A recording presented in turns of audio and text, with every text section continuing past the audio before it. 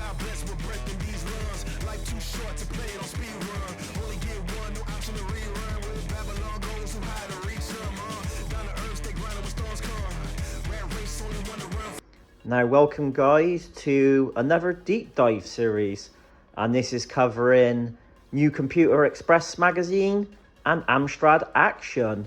Now, there is a lot of facts, or let's quote, said to be facts about the Amstrad GX4000, but if you dig a bit deeper, you will find that this is not done on any kind of research.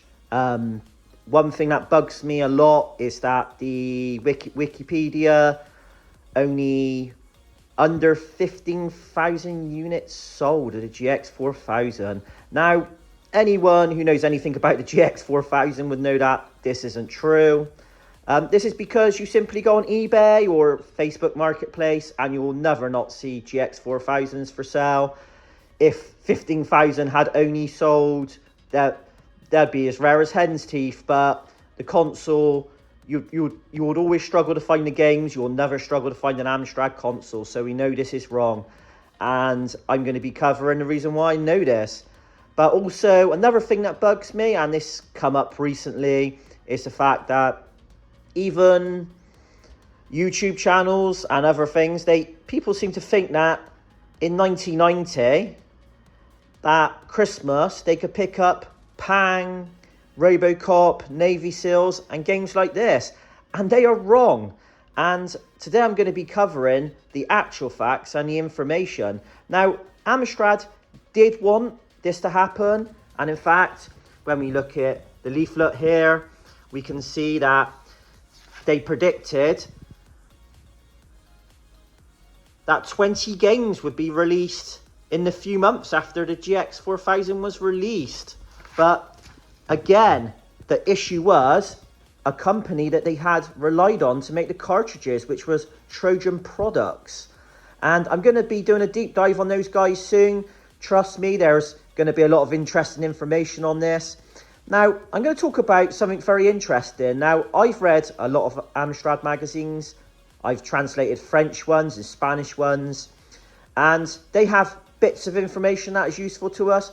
But no information is more interesting than New Computer Express magazine. Now, I have never really heard of these guys before. And then someone suggested that I look at the magazines. And actually, these guys are incredible. The amount of Amstrad information they had when the GX4000 was released far surpasses any other magazine and any other information that I could find anywhere else. They had a big love for the Amstrad format, and in fact, these guys were the first to leak the Amstrad console. Now, this was in September 1989. Now, this was way before the GX4000 and the Plus machines was released. And this is interesting information. Now, you read in the article in there, a lot of this is true. Amstrad making a cheap console based on its current CPC technology. Now, these guys were pretty amazing. They spoke to Amstrad themselves, they spoke to publishers, they spoke to Trojan Products. In fact, they had a good relationship with them. And this is the reason why I know when games were released and when they weren't, because they were sent them directly for review. So that is very interesting. Now, what made me realise that all the information we knew about the Amstrad and the Plus consoles, as far as how many was sold, the consoles themselves, and the fact that the games weren't released on time, is when you read magazines like Amstrad Action and Amstrad User, even New Computer Express, very few games were reviewed in 1990. And there is a good reason for this. That's because the games just weren't released. So next, in part 2, I'm going to be talking about the games that were released in 1990, the issues they had with the production of the consoles and the cartridges themselves. And very interesting facts.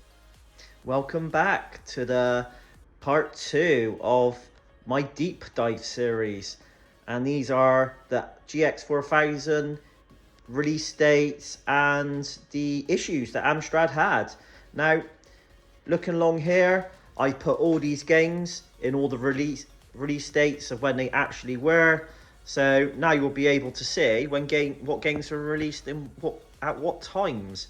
So we look at 1990, and obviously September we had Fire and Forget and Burning Rubber. Now, I've covered this recently, so I'm not going to go into too many details on these. I also covered the fact that a lot of the games up to Tintin on the Moon were given a 20,000 cart duplication number. This meant that when a publisher wanted a game released on the GX4000 and Plus machines, that would have to pay to get 20,000 cartridges made, which obviously was a big risk for the publishers, and that would later come into a spat that the publishers thankfully won. So then we get to October and November, and we had Batman Barbarian and Operation Thunderbolt. And then we also had Switchblade, No Exit, and Crazy Cars 2. Now, it's very interesting when people seem to think that games like Pang and Navy Seals and Robocop was released, because when you look at magazines at the time, Amstrad Pacific magazines like Amstrad User and Amstrad Action, in fact, the only games that they review are Burning Rubber, then we have Fire and Forget, Crazy Cars 2, and Switchblade. And you think, what's gone on here? Where are the reviews of Pang and Plotting and all these other 20 games that Amstrad said were supposed to be released? In fact, when you look at magazines like New Computer Express and Amstrad Action, they don't review games to Pang and games like Navy Seals into June. So that's a bit odd. Now, that should get you starting to think. Now, we did have a very small bunch of games that were released in 1990, and as you can see, magazines just weren't reviewing them. Now, there is a good reason for this, because Ocean claimed that these 3 games here, as you can see in this article, they hadn't received any copies to send out for reviewers. Now, I have disputed this fact because Batman, Fire and Forget, Crazy Cars, and Switchblade were reviewed by magazines at the time, and No Exit was actually an exclusive to France, and that was reviewed in French magazines. So that would explain totally why only these cartridges were reviewed. Now, French magazines did seem to review games like Pang and Navy Seals, which is a bit strange, but we'll be covering an interview by Ocean themselves to see why this wasn't released at the time. So anyway, we're going to get to 1991. Now, New Computer Express, as I've said, are very interesting. Now, they spoke to the publishers, and they were able to get cartridges, either the master copies before they were sent to Trojan for cart duplication, or they were able to get the cartridges direct from Trojan when they were released. So as you can see, they've had all the games that they were supposed to review. So they had Robocop that they reviewed in January, and February is when they received a master copy of World of Sports. Now we're going to get to something very interesting. Now, New Computer Express had heard the backlash about the lack of cartridges in January, and they phoned all the suppliers up and all the shops that they could get hold of, and this is going to be very interesting. The only games they could find that were for sale were Fire Forget, Batman, Barbarian 2, Operation Thunderbolt, Crazy Cars 2. No Exit was exclusive, so no one was getting hold of that in the United Kingdom. And Switchblade, Robocop, and obviously we knew at this time they just received the master copy of World of Sports that was released in February. Now, you might think that maybe New Computer Express was a bit unlucky, and all these copies of Pang that was out and all these copies of Navy SEAL was out. Maybe they just missed these mystical suppliers that sold them. But actually, Amstrad Action ran this article, and guess what they said? The only games that they could find when they tried to phone up suppliers were Batman, Fire and Forget, Barbarian, Operation Thunderbolt, Crazy Cars 2, Switchblade, and Robocop 2. That's a shock. So obviously, Pang and all these other games that were supposed to be released in 1990, they weren't.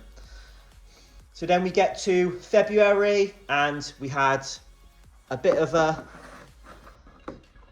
Now, I'm not going to cover all the catastrophic moments that Trojan Products had, because I've covered this way too much in other videos. But you can see straight away that this is different. There shouldn't have been any variants because Trojan Products were missing the ball here. But yet we ended up with only one game released in February, and that was World of Sports, and that was because this game was made first. And it had some issues. The cover was wrong. It had sports that didn't exist on the game, and when you look at the back and you read this article here, Amstrad insisted that every game was made from in-game footage. Now, not only is this 16-bit images from California Games, from the Commodore Amiga, that still, these games, like skateboarding, did not exist in the game. So Trojan Products had to make a new batch of World of Sports. And I do cover this in an Oddity series, and I do recommend that you guys check it out. But there was a lot of failings at the time. So then we get to March, and we had the two tennis games that was released. Now, these were due in 1990, like most of these games, but obviously they just weren't released in time. Then we get to Klax in April and Tintin on the Moon. Now, these are, as you can see, they were sent to New Computer Express, and magazines started reviewing them at the time, these games, and let's just say the magazines weren't very impressed. New Computer Express were very disappointed with the quality of it. I do actually have a soft spot for Klax. It's not a bad game, but as for plus features added, it's pretty bad. And again, now we get to Dick Tracy now, and we get to Wild Streets. Now, these two games were reviewed at the time by most magazines, again by Computer Express here, and as you can look, Amstrad Action.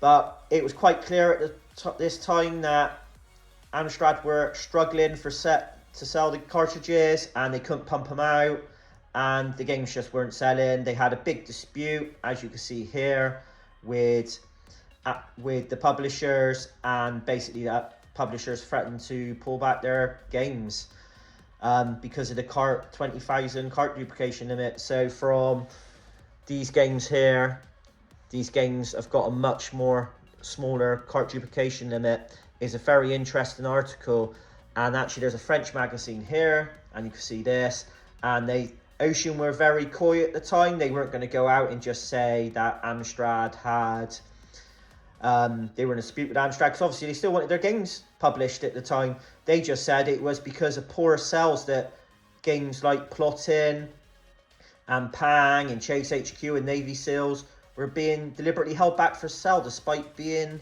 ready for cart duplication.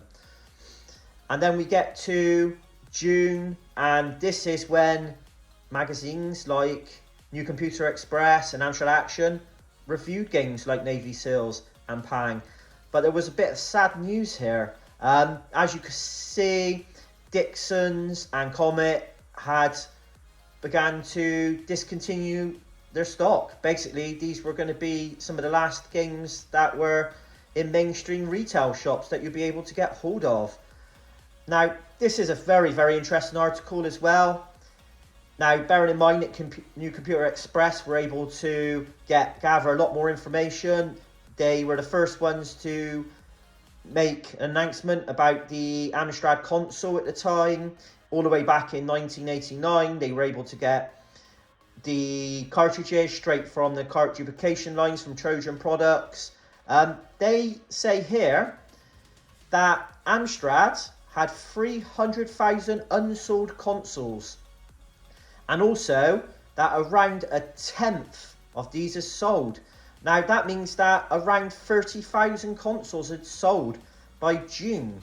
Now this totally goes against what Wikipedia says when they say minus 15,000. It makes sense. And of course, with the big Dixons and Comet sell-offs, when the consoles went down to just £15, and I know, talking to people on forums, this is when most people bought their GX 4000s, that actually this 30,000 would have been a lot more. So this totally covers the discrepancy on why there are so many GX 4000s out there. Now, we can't guess how many consoles were sold in the end, but given that they heard, New Computer Express heard a rumour that a tenth have sold, that 30,000 have sold, and this was when we had the big sell-offs, it's easy to estimate that around 40,000 or upwards have sold. But of course, this was pretty devastating and was almost the end of the UK sales of the cartridges. We of course get to August, and August was a very slow month. We only had one game that was released, which was Mystical, which was exclusive in France, like No Exit. Then we get to Plotting, and Plotting is reviewed by all the magazines, mostly Amstrad Action, New Computer Express, and Amstrad User. It was the last game that's released in mainstream retail shops in the UK. The GX 4000 had pretty much completely collapsed, and there was a few independent retailers that were still selling the games, but at this point now, the GX 4000 wasn't in the hot spotlight anymore, and it wasn't mainstream. Then we get all these lovely exclusives that were only sold in France. Now, why were these cartridges just sold in France? Well, this is interesting. In New Computer Express, again, they say this. They have said that this was due to the distributor, and it was supposed to be US Gold, but they stopped distributing for lower sale. So there was no one to actually flood these games out with shops. Not that there was many people interested in buying GX 4000 games at this time. The main consoles at the time was the 16-bit Sega Mega Drive or the Genesis to the Americans. So this was just never going to sell in the United Kingdom. Now, going back to Pang, of course, we have this very interesting article that was in a French magazine, and obviously they interviewed Ocean at the time, and Ocean has said about holding their games back. Now this says that we reviewed Pang in December, and now you'll be able to buy it, as well as Plotting. There was a lot of dates about Plotting being released, and this was in June. So obviously Plotting was given a release in the end. Now then we get to, there was nothing released in 1992, and then we get to 1993, and we had the Trojan Light Phaser. Now New Computer Express and Amstrad Action both covered this, and they have fantastic articles on this if you wanted to read them. Skeet Shoot was an office favourite for New Computer Express, and it was predicted to be released in June or July, but obviously the poor sales and how much of a back catalogue Trojan Products had, this didn't see the light of day until 1993. And we also had Special Criminal Investigation. Now, this should have been released in May 1991, but when had the big dispute with Amstrad, and it was probably, like Gaza 2, started production and then was scrapped, and then planned to be released later on in the year. But obviously Ocean at this point, when the terrible sales of Plotting, and Plotting is by far one of the rarest games on the GX 4000, was revealed, Ocean wouldn't have had anything to do with it. So presumably Trojan Products had a couple of these special criminal investigation games out in the back. They found them when they found these boxes of the Trojan Light phasers, and they've just decided to sell them. Now, what happened to any of the Trojan phasers and the special cartridges of Special Criminal Investigation that were unsold? You have to bear in mind in 1993 that this sold incredibly badly.